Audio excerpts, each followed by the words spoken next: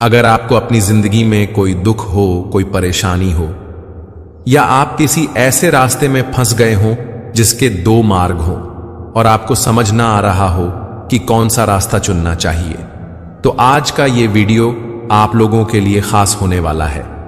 हमारे जीवन में अक्सर ऐसे क्षण आते हैं जब हम दुविधा में होते हैं और सही समय पर सही निर्णय नहीं ले पाते। ऐसे में श्रीमद् भगवत गीता में मनुष्य के जीवन की हर समस्या का हल छुपा है। भगवत गीता का उपदेश सुनते ही आपकी सारी परेशानियां एकदम से हल हो जाएंगी और आप बहुत शांत महसूस करेंगे।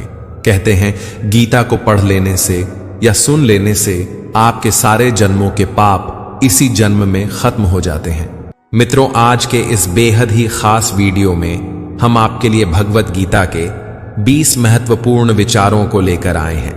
आपसे अनुरोध है कि इस वीडियो को पूरा अंत तक जरूर सुनें। तो चलिए मित्रों, वीडियो शुरू करते हैं।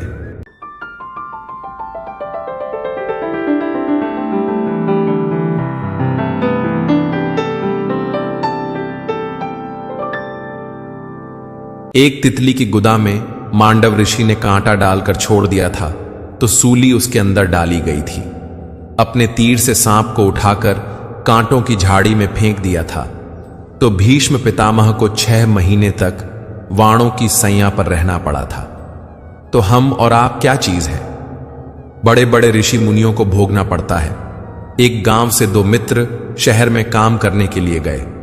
दोनों ने मिलकर वहां ढेर सारा पैसा कमाया और एक होटल खोला। एक दिन एक मित्र के मन में आया कि हम दोनों ने मिलकर बहुत पैसा कमा लिया है, अगर एक को मार दें तो सारा संपत्ति मेरा हो जाएगा। और उसने उस मित्र को मारकर उसका अंतिम संस्कार कर दिया। अब वह बहुत धनी हो गया था। उसने गांव में जमीन खरीदी, सुंदर घर बनाया और बड़े धूमधाम से अपनी शादी की। एक ही वर्ष बाद उसे एक सुंदर पुत्र की प्राप्ति हुई। पुत्र जब बड़ा हुआ तो उसे पढ़ने के लिए विदेश भेजा। अब पुत्र वहां बीमार होना शुरू हुआ। महंगे इलाज करवाए गए। उसकी सारी संपत्ति बिक गई, करोड़ों का कर्जा हो गया, परंतु पुत्र की हालत में कोई सुधार नहीं हुआ। वह अपने पुत्र को गोद में लेकर कहने लगा कि बेटा, मैंने बहुत प्रयास किया पर शायद अब मैं तुम्हें बचा नहीं सकता। पुत्र हंसा और बोला, दोस्त, तुमने मुझे पहचाना नहीं। अपना सारा हिस्सा नष्ट करके और तुम्हें बर्बाद करके मैं ऐसे जा रहा हूं कि जिंदगी भर तुम रोते रहोगे। और वो मर गया। कर्मों का सिद्धांत यही कहता है कि कल जो आपने किया था आज वो आपको भोगना पड़ेगा, और आज जो आप कर रहे हैं उसका फल कल आपको जरूर मिलेगा। इसीलिए डरिए कि आपके द्वारा कोई पाप न हो जाए, और यही डर आपको निडर बना देगा। एक दिन अर्जुन भगवान श्री कृष्ण से पूछते हैं कि हे माधव, विधाता बड़े हैं या विधि का विधान? भगवान श्री कृष्ण मुस्कुराते हुए अर्जुन से कहते हैं कि हे पार्थ, मैं विधाता होकर भी विधि के विधान को नहीं टाल सका। मैं राधा को चाहता था पर मुझको मीरा चाहती थी, और मैं रूकमणि का होकर रह गया। इस बात से तुम खुद अंदाजा लगा सकते हो कि विधि का विधान बड़ा है या मैं विधाता। एक बार नारद जी एक जंगल से होकर जा रहे थे तो 2 पेड़ के नीचे महात्मा भजन कर रहे थे। एक पीपल के वृक्ष के नीचे, एक वट वृक्ष के नीचे। दोनों ने नारद जी को प्रणाम किया। पीपल वाले ने कहा कि हे महाराज, मैं भगवान का नित्य भजन करता हूं। आप भगवान से पूछना कि वो मुझे कितने जन्म में मिलेंगे, कब मिलेंगे। वट वृक्ष वाले ने भी नारद जी से यही बात कहा। जब नारद जी लौट कर आए तो पहले वट वृक्ष वाला मिला। उन्होंने नारद जी को प्रणाम किया और पूछा, महाराज, आपने भगवान से बात की? नारद जी बोले, हां, भगवान ने कहा है कि तुमको इसी जन्म में मिल जाएंगे। वह बड़ा आनंदित हुआ और भगवान के भजन में लग गया। अब नारद जी पीपल वृक्ष वाले के पास गए और बोले कि भगवान ने कहा है कि पीपल के वृक्ष में जितने पत्ते हैं इतने जन्म लेने के बाद तुम्हें भगवत प्राप्ति होगी। वो नाच पड़ा और कहा कि भगवान मुझे जानते हैं ना कि मैं भजन कर रहा हूं, और नाचते हुए खुशी से रोने लगा कि भगवान मुझे एक दिन जरूर मिलेंगे। उसी समय भगवान प्रकट हो गए। नारद जी ने कहा कि भगवान, आपने मुझे झूठा बना दिया। आपने हमसे कहा था कि जितने पीपल में पत्ते हैं उतने जन्म के बाद मैं इससे मिलूंगा। भगवान बोले कि जैसी तन्मयता से ये भजन कर रहा था, इतने जन्म लगते इसकी इतनी तन्मयता में, लेकिन इसने वो तन्मयता अभी धारण कर ली, इसलिए मैं अभी मिल गया। मित्रों, सच्ची भक्ति और श्रद्धा के लिए भगवान भी लालायित रहते हैं। प्रबल प्रेम के पाले पड़कर प्रभु को नियम बदलते देखा। अपना मान टले टल जाए, भक्त का मान न टलते देखा। जगन्नाथपुरी के एक भक्त की कथा है। एक भक्त था, उसके स्वप्न में जगन्नाथ जी आते थे। वो इतना रोता था मंदिर के बाहर खड़े होकर के कि एक दिन ठाकुर जी बोले कि तू इतना क्यों रोता है? भक्त बोले कि आप बस मेरे साथ रहो, मुझे और कुछ नहीं चाहिए, और इस बात का मुझे अनुभव होना चाहिए कि आप मेरे साथ हो। भगवान जगन्नाथ जी ने उनको कहा, मैं तेरे साथ हमेशा हूं, और इसका अनुभव तुम्हें जब करना हो तो समुद्र के बालू पर चलना, और थोड़ी दूर चलने के बाद पीछे देखना, 2 पैरों के निशान तेरे होंगे और तेरे बगल में 2 पैरों के निशान मेरे होंगे। उससे तुझे पता चल जाएगा कि मैं तेरे साथ हूं। अब तो वो रोज समुद्र के तट पर जाता और चल के देखता। थोड़ी दूर चलता तो 2 पैर के निशान उसके और बगल में छोटे छोटे चरण भगवान के। वह बहुत प्रसन्न रहता था, लेकिन एक दिन उसके घर में कोई घटना घटी। उसके माताजी का देहावासन हो गया। बहुत कष्ट में आ गया, इतना पीड़ा में आ गया कि वह रोने लगा, बिलखने लगा। अपनी मां के जाने के भाव से तुरंत दौड़ करके गया। बोला, मन को शांत करने का एक ही तरीका है कि पता चले कि जगन्नाथ जी मेरे साथ हैं। वह अत्यंत पीड़ा में था। जैसे ही समुद्र के तट पर चल रहा था, बहुत तेज तेज रो रहा था। पीछे मुड़कर के देखा तो 2 ही पैरों के चिन्ह थे। जगन्नाथ मंदिर के बाहर जाकर के बोला कि मैं समझ गया, मेरी मां का देहावसान इसीलिए हुआ है क्योंकि आप मुझे छोड़कर चले गए हो। अब आप मेरे साथ में नहीं हो। आपने कुछ दिन मेरा संग किया, उसके बाद मुझे अकेला छोड़ दिया। हे नाथ, आप ऐसा कैसे कर सकते हैं? मुझसे क्या अपराध हुआ? रोने लगा, बिलखने लगा। जगन्नाथ जी रात्रि में फिर स्वप्न में आए। बोले, क्यों रो रहा था? वह बोला, नाथ, आप मेरे साथ हमेशा थे और आज आप मेरे साथ नहीं थे। मैंने जाकर देखा 2 ही चरण चिन्ह थे और आज ही मेरी मां का भगवत धाम गमन हो गया। इसका मतलब आपने मुझे त्याग दिया ना? मुझसे कोई अपराध हुआ है? भगवान बोले, नहीं। वह बोला, तो फिर आज आपके चरण चिन्ह क्यों नहीं थे? भगवान बोले, कल तक मेरे चरण चिन्ह थे क्योंकि तू भी चल रहा था और मैं भी चल रहा था, परंतु आज तू पीड़ा में आ गया तो तुझे गोद में लेकर मैं ही चल रहा था। वो मेरे चरण चिन्ह हैं, तेरे नहीं। वो मैं ही हूं। मित्रों, मनुष्य जब भगवान का आश्रय ले लेता है तब उसके लिए कुछ पाने की आवश्यकता नहीं रह जाती है। शिव पुराण में वर्णित एक कथा के अनुसार एक आदमी शिव मंदिर में चोरी करने के लिए जाता है। वहां अंधेरे के कारण उसे कुछ दिखाई नहीं देता है। वह अपना उत्तरी वस्त्र निकालकर उसे जला देता है ताकि प्रकाश हो जाए और देखता है कि क्या चुराने लायक है। उसे कुछ भी चुराने लायक चीजें नहीं मिली। चुराने के इरादे से वो पाप ही कर रहा था, लेकिन शिव मंदिर में प्रकाश करने के कारण अगले जन्म में वह चक्रवर्ती सम्राट बना और उसको स्मृति आई कि शिव मंदिर में कुछ क्षण अपने वस्त्र से प्रकाश करने के परिणाम से मैं राजा बना हूं। उसने अपने राज्य में लाखों शिवालय बनवाए और हर शिवालय में अखंड घी का दीप जलवाया। फलस्वरूप अगले जन्म में वो कुबेर बने, धन के स्वामी और भगवान शिव के मित्र। एक छोटे से बालक थे जिसका नाम धन्ना जाट था। एक दिन उसकी मां सत्संग में कथा सुनाने ले गई। महात्मा जी कथा में कह रहे थे कि बिना भगवान को भोग लगाए जो भोजन करता है वह पाप को खाता है। भगवान की सेवा करनी चाहिए। वो घर में आए तो अपनी मां से कहा कि हमारे घर में तो भगवान है नहीं। भगवान को भोग नहीं लगता है, हम लोग तो पाप को खाते हैं, अब कैसे होगा। कथा के आखिरी दिन वो महात्मा के पास गए और कहा कि आपने कथा सुनाया कि बिना भगवान को भोग लगाए भोजन नहीं खाना चाहिए। हमारे यहां तो भगवान है नहीं, तो आप भगवान दे दो। उन्होंने देखा कि बच्चा है, तो उन्होंने कहा कि कथा समाप्त होगी तो भगवान दे देंगे। महात्मा जी जब जाने लगे तो धन्ना जाट उनके पीछे चल पड़े और बोले, आपने कहा था भगवान दे दो। महात्मा ने सोचा कि बच्चा है, इसको ठाकुर जी तो दे नहीं सकते, तो महात्मा भांग खाते थे। भांग पीसने वाला बट्टा उस बालक को देते हुए बोले, ये लो, ये भगवान है, ले जाओ। उन्होंने पूछा, कैसे इसकी सेवा करेंगे? तो महात्मा बोले, नहाकर इनको नहला देना और खिलाकर खा लेना, बस इतनी सी सेवा है। वह बालक इतने खुश हो गए कि मुझे ठाकुर जी मिल गए, मुझे भगवान मिल गए। घर गए, नहाए, फिर ठाकुर जी को नहलाया।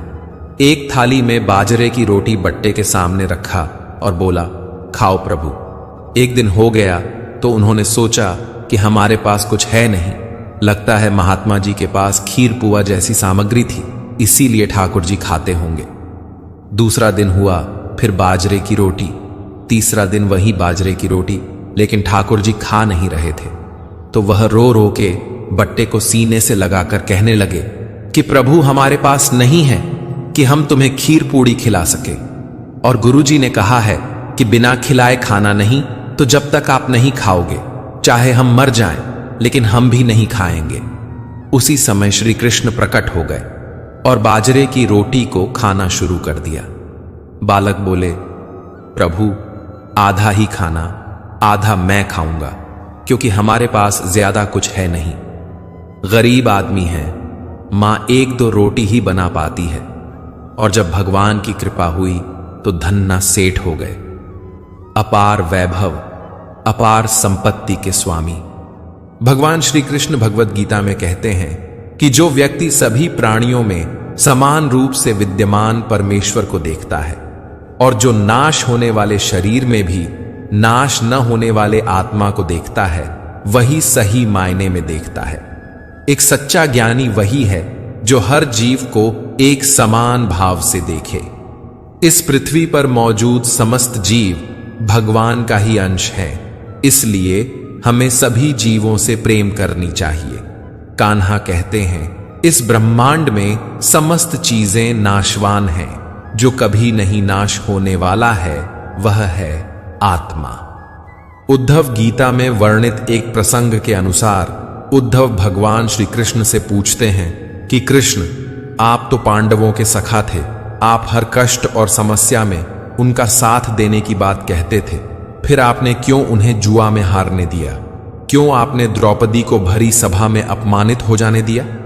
कहते हैं कि आपने द्रौपदी का चीरहरण नहीं होने दिया। एक स्त्री का भरी सभा में इतना अपमान होने पर आपने क्या बचाया कृष्ण? इतना कहते हुए उद्धव का गला रुंध गया। अपने मित्र उद्धव की बात सुनकर कान्हा मुस्कुराए और बोले, उद्धव, मैं सचमुच पांडवों के साथ था। मैंने सदैव उनका हित करना चाहा। मैं सदैव अपने हर भक्त के साथ रहता हूं। मेरी उपस्थिति पर संदेह मत करो और ना ही मेरी नीयत पर। उद्धव, युधिष्ठिर और दुर्योधन में सिर्फ एक ही अंतर था, जिस कारण गलत राह पर होते हुए भी दुर्योधन जीता और युधिष्ठिर हार गए। उद्धव ने कहा, कृष्ण, अगर आप युधिष्ठिर के साथ थे तो उन्हें भला किसी और चीज की क्या आवश्यकता थी, और आखिर वह अंतर क्या था? इस पर कान्हा कहते हैं, उद्धव, वह अंतर विवेक का अंतर था। दुर्योधन को द्रुत क्रीड़ा नहीं आती थी, लेकिन उसने अपने विवेक का उपयोग किया और कहा कि उसकी तरफ से शकुनी यह खेल खेलेंगे।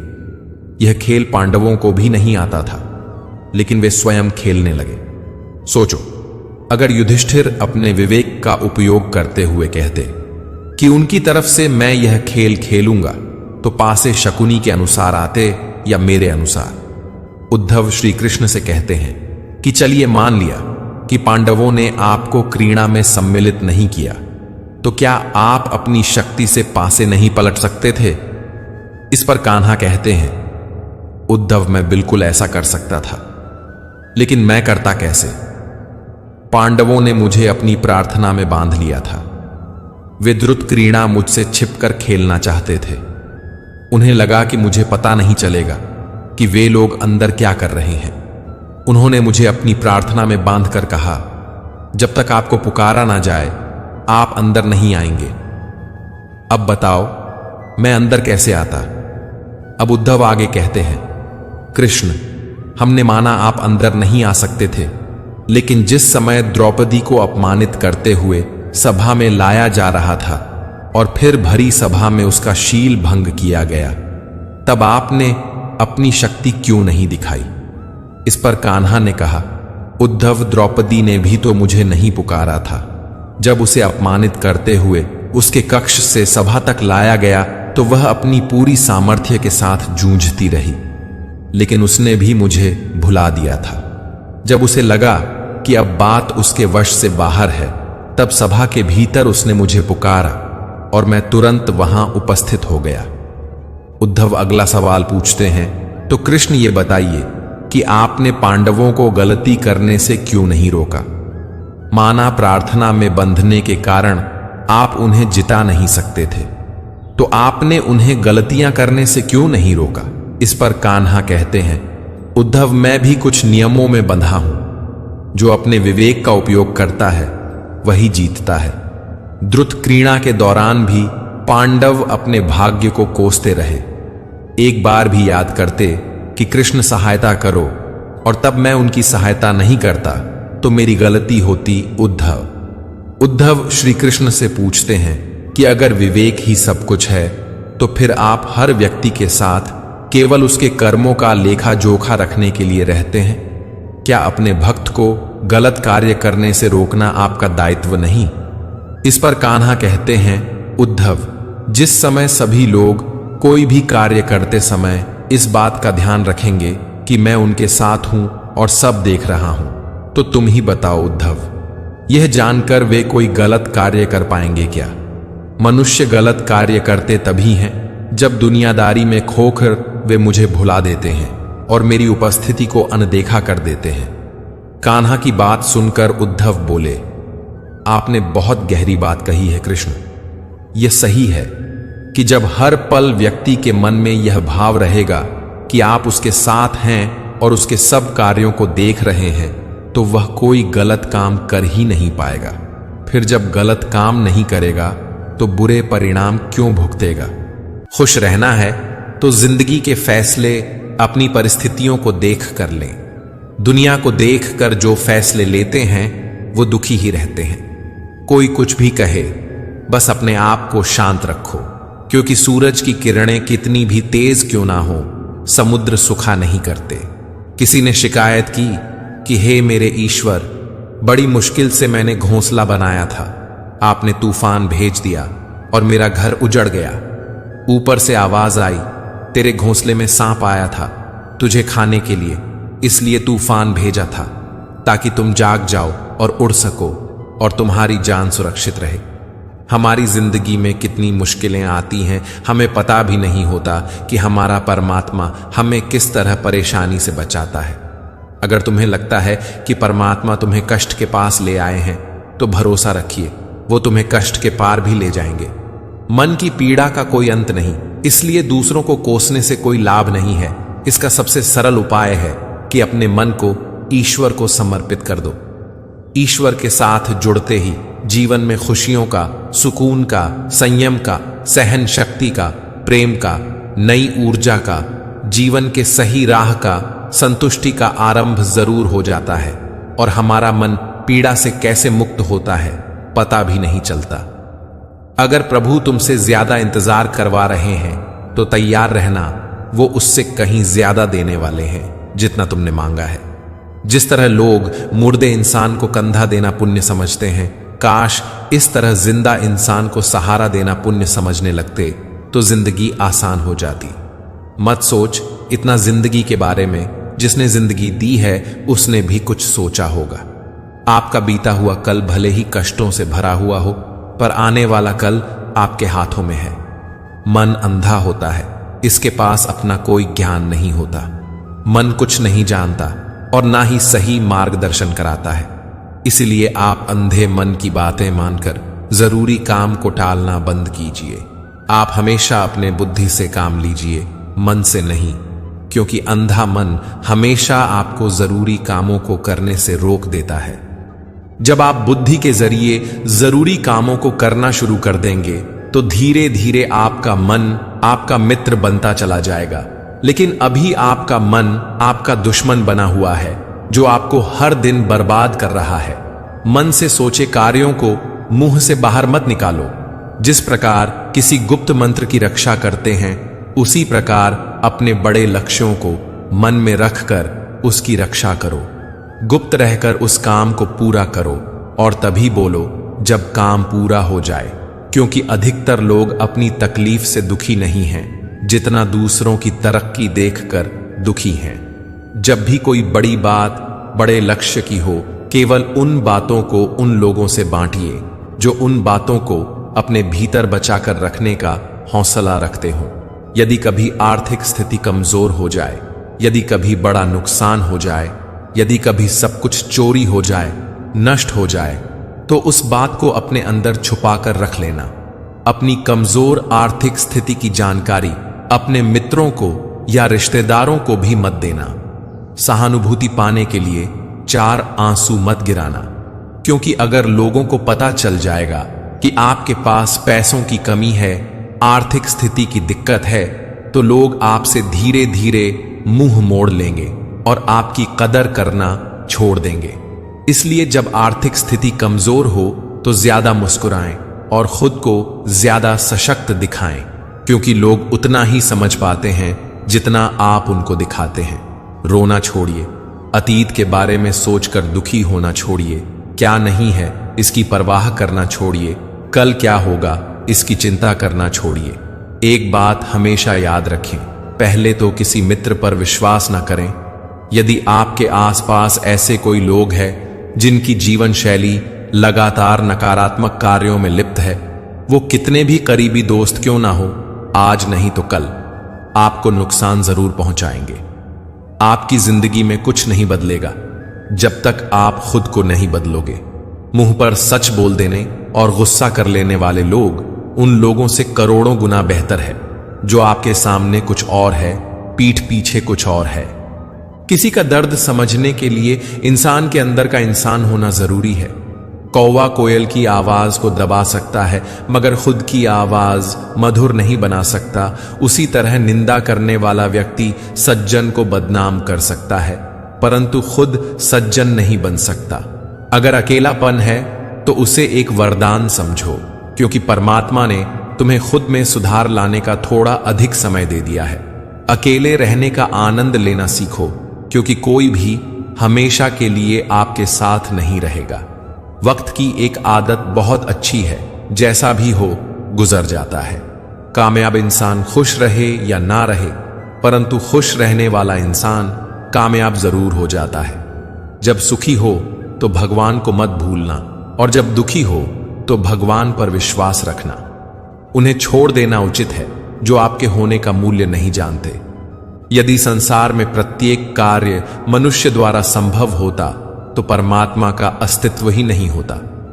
जहां से तुम्हारे रत्नों का अंत होता है, वहीं से ईश्वर का कार्य प्रारंभ होता है। बच्चा क्या खाएगा, क्या पिएगा, क्या पहनेगा, इसका ध्यान बच्चा नहीं उसकी मां रखती है। हमें क्या देना है और क्या नहीं देना है, स्वयं भगवान देखते हैं। झूठ और दिखावे की रफ्तार कितनी भी तेज क्यों न हो, पर मंजिल तक केवल सच ही पहुंचता है। लोग रंग बदलते हैं, परंतु मुरली वाला वक्त ही बदल देता है। मन एक सुंदर सेवक और खतरनाक स्वामी है। मनुष्य का जीवन केवल उसके कर्म पर चलता है। जैसे कर्म होते हैं वैसे ही उसका जीवन होता है। जो किया है वह अवश्य सामने आएगा, क्योंकि कर्म किसी के सगे नहीं होते। जिंदगी बहुत हसीन है, कभी हंसाती है तो कभी रुलाती है, लेकिन जो जिंदगी की भीड़ में खुश रहता है, जिंदगी उसी के आगे सर झुकाती है। खोकर पाने का मजा ही कुछ और है, रो रोकर हंसने का मजा ही कुछ और है। हारना तो जिंदगी का हिस्सा होता है, लेकिन हारने के बाद जीतने का मजा ही कुछ और है। अच्छा बनने के लिए किसी की नकल करने की जरूरत नहीं, खुद इतना अच्छा बनो कि लोग आपकी नकल करने लगे। जिंदगी एक बार मिलती है, ये गलत है, बल्कि मौत सिर्फ एक बार मिलती है, जिंदगी तो हर रोज मिलती है। कोई आपसे मांगे तो दे दिया करो, क्योंकि भगवान ने आपको देने वालों में रखा है, मांगने वालों में नहीं। याद रखना, अच्छे वक्त को देखने के लिए बुरे वक्त को भी झेलना पड़ता है। सेवा सबकी करो, लेकिन आशा किसी से मत रखो, क्योंकि सेवा का असली मूल्य भगवान ही देता है। हमेशा अपनी नजर उस चीज पर रखो जिसे तुम पाना चाहते हो, उस पर नहीं जिसे तुम खो चुके हो। अन्न और जल से बढ़कर कोई दान नहीं, और माता पिता से बढ़कर कोई देवता नहीं। बहुत ज्यादा मीठे बोलने वालों से और ज्यादा तारीफ करने वालों से दूर ही रहना चाहिए, क्योंकि लोग मीठा सिर्फ तभी बोलते हैं जब उनको आपसे अपना मतलब निकालना होता है। आपकी तारीफ भी सिर्फ तभी की जाती है जब उन्हें आपसे अपना काम निकालना होता है। याद रखना कि तारीफ आपको जिंदगी में कभी भी मुफ्त में नहीं मिलने वाली है। अगर कोई आपकी तारीफ कर रहा है तो कुछ ना कुछ उसके लिए आपको चुकाना ही पड़ेगा। इसलिए जो बहुत ज्यादा मीठा बोलते हैं या जो आपकी तारीफ करते हैं, उनसे सावधान रहना चाहिए। इस संसार में कोई भी अपना नहीं है। यह संसार एक माया है, क्योंकि यह बदलता रहता है, इसलिए इसके साथ कभी मोह नहीं करना चाहिए। जो हमारे पास है वह हमारे पास रहने वाला है, यही तो मोह है। किसी चीज को पकड़ने की कोशिश न करो और न उसे अपने पास हमेशा रखने के स्वप्न देखो, क्योंकि माया को पकड़ना असंभव है। यह शरीर, माँ पिता, भाई बहन, सगे संबंधी, मित्र पड़ोसी, धन संपत्ति, मान अपमान, कुछ भी हमारे पास सदा के लिए रहने वाला नहीं है। इसलिए जब तक यह सब चीजें हैं, अपनी जिंदगी जियो, और जब वे जाने लगे तो जाने दो।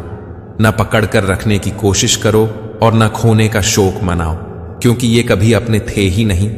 ये तो प्रकृति ने किसी उद्देश्य के लिए हमें कुछ समय के लिए दिए, और जब उद्देश्य पूरा हुआ तो वापस ले लिए। संसार को देखना स्वप्न देखने के समान है, क्योंकि स्वप्न थोड़ी देर के लिए आता है।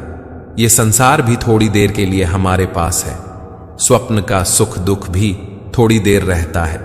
हम चाहकर भी स्वप्न का सुख दुख स्वप्न टूटने के बाद नहीं भोग सकते। हमारे चाहने से सुखद स्वप्न बार बार नहीं आते, इसीलिए स्वप्न अस्थाई है। यह समझकर सुख दुख का अनुभव करो। मित्रों, अगर आपको हमारा ये वीडियो पसंद आया तो कमेंट में जय श्री राधे कृष्ण लिखें, और ऐसे ही प्रेरणादायक वीडियो देखने के लिए हमारे चैनल को सब्सक्राइब कर लें। जय श्री राधे कृष्ण।